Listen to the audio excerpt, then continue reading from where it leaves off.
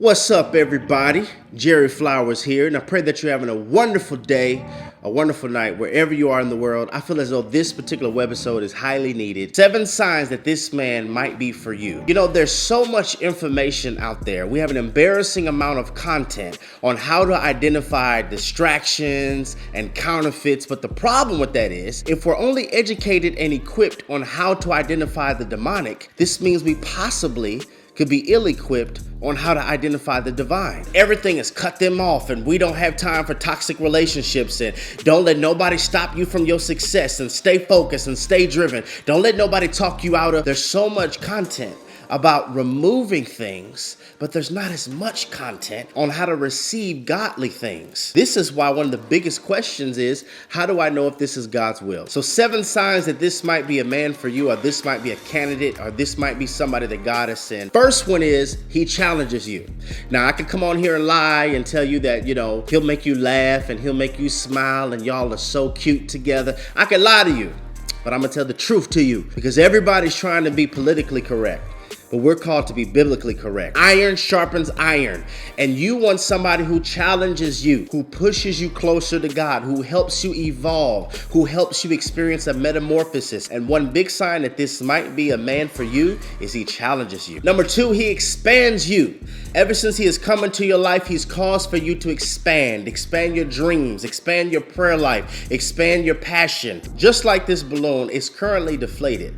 But now that it has something being poured into it, what is happening? It's expanding, it's enlarging. And when a kingdom man comes into your life, he pours a living water on the inside of you. So it causes for you to expand, which leads to number 3, he helps you detox. Whenever God gets ready to take us from level to level, whenever God gets ready to take us from glory to glory, he always puts us in a wilderness. So yes, you're called to go to the promised land and you just left Egypt, but I have to give you a wilderness. And the purpose of the wilderness is for purging of appetites, relationships, and addictions. And this particular man helps you detox. He helps you detox from addictive behavior. He helps you detox from being petty. He helps you detox from being bitter. He is a catalyst in your becoming process, but not only your becoming process, your unbecoming process. There's some layers he has to strip off, and the presence of a kingdom man, he helps you detox. Number 4, he can lead you.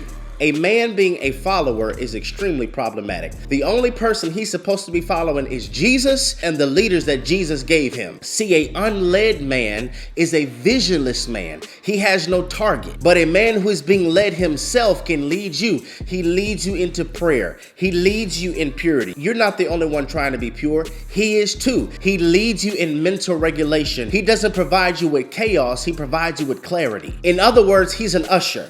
And the job of an usher is to lead you to your seat. And when he is a kingdom leader, he leads you to the seats that God has for you. Come here, I'm trying to usher you to next level. Come here, I'm trying to usher you to greater. Come here, I'm trying to usher you to kingdom. He's a leader. He leads you into things. There's a problem if he can only lead you to a king-size bed and not the King of Kings. He is a leader. Number 5, he loves you. Now, this is very tricky because culture and society really has a misconstrued definition of love. But the best definition of love is sacrifice. And Jesus tells us, no greater love than this, than he who lays down his life for a friend. So when this man loves you, this means he lays down his life for your betterment. When he truly loves you, he sacrifices for you. And you can really tell how much somebody loves you by how willing they are to be inconvenienced for your benefit. Number 6, he covers you. Security is so huge for women. Just because you have provided security in one area doesn't mean that you have provided security in every area. There are layers to security, because it's one thing to secure her physically. She knows that you won't let nobody touch her or violate her. But can you secure her emotionally? And I know a lot of people are probably going to disagree with this. She should never feel more safe giving her emotions to her girlfriends than she could her man, because God has cosmically created for him to be a protector. Your emotions should be safe with him because his very nature is to protect you emotionally, protect you physically. And if you can't be her safe haven emotionally, emotionally. This means by default, you haven't carried yourself in such a way, or some other man has violated that security, and so now she has a little trust issues being fully vulnerable with you. Daddy wasn't really there, so she really didn't have somebody she can give her emotions to. There are layers to security. But if this man can secure you physically, emotionally, financially, and spiritually, baby girl. Last one, he compliments you. He compliments you. He's a compliment, not a contradiction. It's not about chemistry, it's about character. It's not about an alignment, but more about assignments. Your assignments complement. See, when your assignments complement, you'll never have to ask, why are we doing this? Assignments that complement gives identity and purpose to relationships. He challenges you, he expands you, he helps you detox, he loves you, he covers you, and he compliments you. This is Redefined TV, where we're redefining relationships righteously.